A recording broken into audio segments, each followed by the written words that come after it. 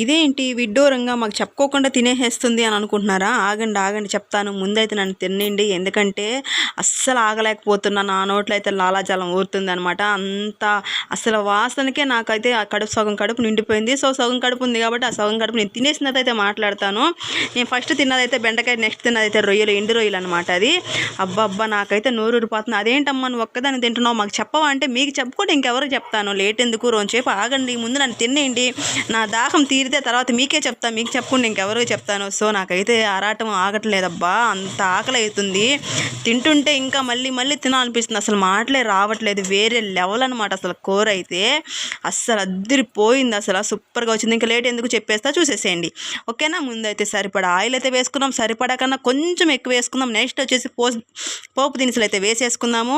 Next వచ్చేసి ఉల్లిపాయలు అండి, ఉల్లిపాయలకు పెద్ద సైజు ఉల్లిపాయలు ఒక 2, పెద్ద సైజు టమోటా ఒక 4-5 దాకా వేసేసాను.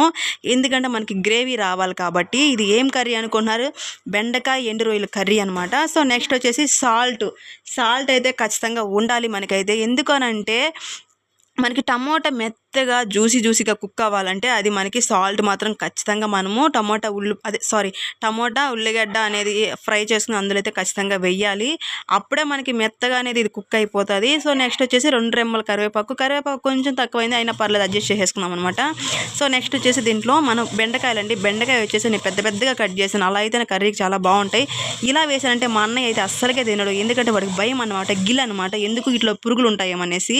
సో మా అన్నయ్య ఎక్కువ తిండు అనమాట బెండకాయ ఇలా ఉండదు. ఇంట్లో పెట్టి చూసారు కదా, ఇదైతే మనం మిక్స్ చేసేసుకుందాము. నెక్స్ట్ వచ్చేసి మనం నీట్గా ఒలుసుకొని కడుక్కున్న రొయ్యలు అయితే మనం ఇందులో వేసేసుకుందాము.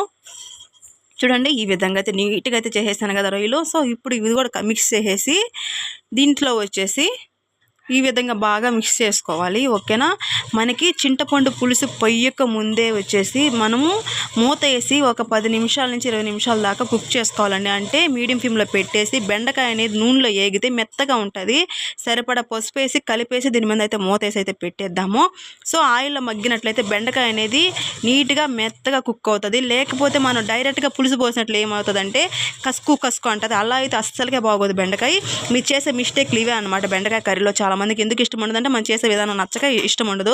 చూసారు కదా ఈ విధంగా అయితే మనము ఒక 20 నిమిషాలు సిమ్లో పెట్టి కుక్ చేసుకున్నట్లయితే చూసారా ఇది ఈ విధంగా మెత్తగా అయితే అయిపోతుంది. ఓన్లీ ఆయిల్లో మాత్రం కుక్ చేసిన తర్వాత సరిపడా కారం అయితే వేసేసుకుందాం. మనకి ఎంత అయితే సరిపోదో అంత కారం అయితే వేసుకుందాం.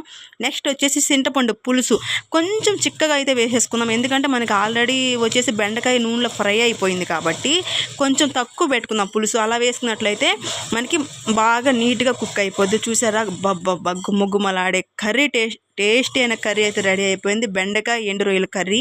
మీకు నాకులాగా ఎంతమందికి బెండకాయ అంటే ఇష్టం లేదు, ఇలా వండితే ఎంతమందికి ఇష్టం నాకైతే కామెంట్లో పెట్టేసేయండి.